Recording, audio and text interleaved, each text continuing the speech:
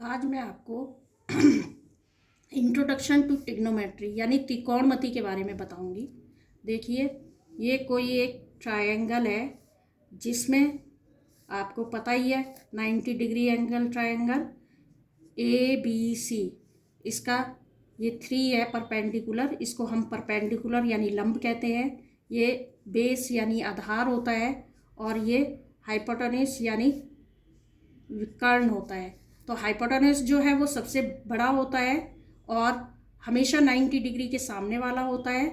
ठीक है, अब अगर हमें ये 3 दे रखा है परपेंडिकुलर यानी लंब जो है 3 दे रखा है और हाइपोटेन्यूज 5 दे रखा है, तो हम बेस निकाल लेंगे। किससे निकालेंगे बेस?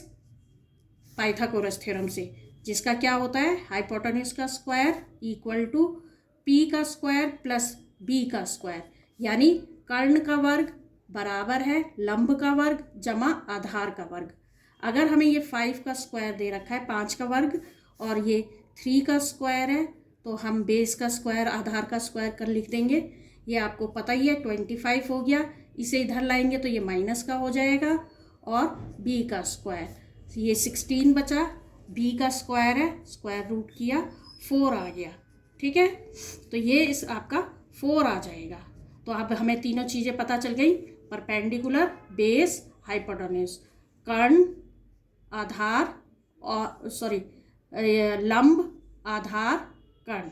ठीक है, अब इसमें अगर हम ये वाला एंगल लेते हैं, यानी इसका नाम मैं थीटा रखती हूँ, एंगल का नाम है थीटा, कोण का नाम थीटा है, तो साइन थीटा की वैल्यू होती है perpendicular upon hypotenuse. Cos theta की वैल्यू होती है base upon hypotenuse. Tan theta की वैल्यू होती है परपेंडिकुलर अपॉन बेस, यानी साइन थीटा लंब बट्टे कर्ण, कॉस थीटा आधार बट्टे कर्ण, टेन थीटा लंब बट्टे आधार। ठीक है, अगर आपको ऐसे याद नहीं रहता है तो कैसे ये याद रखने का तरीका है? इसको याद रखने का तरीका है पंडित बद्री प्रसाद हर हर बोले। ठीक है, तो पहला होगा साइन थीटा, दूसरा होगा कॉस थीटा, तीसरा होगा टेन थीटा। और आजकल के जो मेरे बच्चे हैं स्टूडेंट्स, वो क्या बताते हैं? पापा बियर पियोगे, हाँ हाँ बेटा। ठीक है, तो इसको याद करने का तरीका ये है। अब इसको अगर हम रेसिप्रोकल यानी उल्टा करें तो हमें क्या मिलेगा?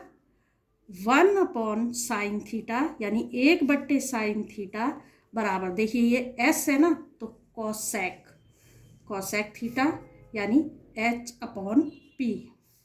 1 अपॉन कॉस थीटा 1/कॉस थीटा, एस ये सी है तो अब हमें एस मिलेगा यानी सेक थीटा, यानी H upon B. 1 upon tan theta यानी कॉट थीटा, ये बी अपॉन पी। ठीक है, ये ध्यान समझ आया? इसको लिखने का तरीका आपने क्या ध्यान देना है कि जो हम एंगल ले रहे हैं उसके सामने वाला हमेशा परपेंडिकुलर होगा। हाइपोटेन्यूज आपको पता ही है सबसे बड़ी साइड होती है और तीसरी साइड जो है वो बेस हो जाएगी। अगर मैं जैसे कि आपको एग्जाम्पल के तौर पे बताती हूँ, अगर मैं साइन सी की वैल्यू लिखती हूँ सी, तो देखो मैंने एंगल सी ये लिया, इसके सामने वाला ये परपेंडिकुलर हो गया यानी लंब हो गया, ये आधार हो गया और ये हाइपोटेन्यूज यानी कर्ण हो गया। ठीक है, तो मैं ये लिखूंगी P अपॉन H यानी 3/5 यानी 3/5। लेकिन अगर मैं साइन A लेती हूँ तो साइन A की वैल्यू क्या हो जाएगी? A अब ये वाला एंगल है यानी ये वाला कोण है, तो इसके सामने वाली ये वाली BC साइड जो है ये परपेंडिकुलर बन जाएगी और AB साइड जो है यानी ये वाला बेस बन जाएगा और कर्ण अपना वही रहेगा यानी हाइपोटेन्यूज वही रहेगा। ठीक, तो अब साइन A की वैल्यू क्या हो जाएगी? 4/5। इसी तरह सारे थीटाज की वैल्यू हम निकाल लेंगे, ट्रिग्नोमेट्रिक रेशियोज की वैल्यू। ठीक है, तो ये आपका जो है ये आपका 8.1 के सारे ये फार्मूले इसमें यूज़ हो रहे हैं 8.1 में। उसके बाद आता है अब sine square theta plus cos square theta हमेशा 1 होता है, यानी sine square theta plus cos square 1। अब इस एक में से हम 3 फार्मूले निकालेंगे। किस तरह? देखिए, साइन स्क्वायर की वैल्यू निकालनी है आपने, इसको इधर ही रखिए। साइन स्क्वायर थीटा बराबर 1 माइनस कॉस स्क्वायर थीटा, यानी 1 घटा कॉस स्क्वायर थीटा। फिर आपको कॉस स्क्वायर की वैल्यू निकालनी है, तो कॉस स्क्वायर थीटा, कॉस को इधर ही रखिए, साइन को इधर ले जाइए, तो 1 माइनस साइन स्क्वायर थीटा। एक से हमने ये 3 फार्मूले बना लिए। फिर 1 plus tan square theta equal to sec square theta. अब टेन स्क्वायर थीटा की वैल्यू निकालनी है, तो सेक स्क्वायर थीटा माइनस 1 हो गया। 1 की value sec square theta minus tan square theta. तो इससे हमने ये 3 फार्मूले निकाल लिए। फिर उसके बाद 1 plus cot square theta, 1 plus cot square theta equal to cosec square theta. Cot square की वैल्यू क्या हो जाएगी?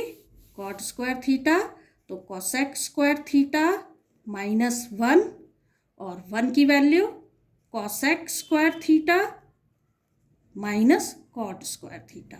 तो इस तरह हमारी ये 9 फार्मूले यानी 9 आइडेंटिटीज हो गई।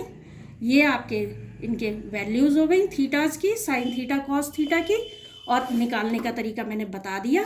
आपने ध्यान रखना है कि जो भी एंगल हमें दे रखा है उसके सामने वाला हमेशा परपेंडिकुलर होगा, यानी लंब होगा। दूसरी साइड जो है वो आपका बेस हो जाएगी, यानी आधार हो जाएगी, और जो सबसे बड़ी साइड है वो आपकी हाइपोटेन्यूज हो जाएगी। ठीक है, तो इस तरह हम इनको कर लेते हैं। आप, मुझे उम्मीद है आपको समझ आया होगा। अगली वीडियो में मैं आपको इनकी वैल्यूज़ 10, 45 वगैरह की वैल्यूज़ निकालना बताऊंगी। ओके।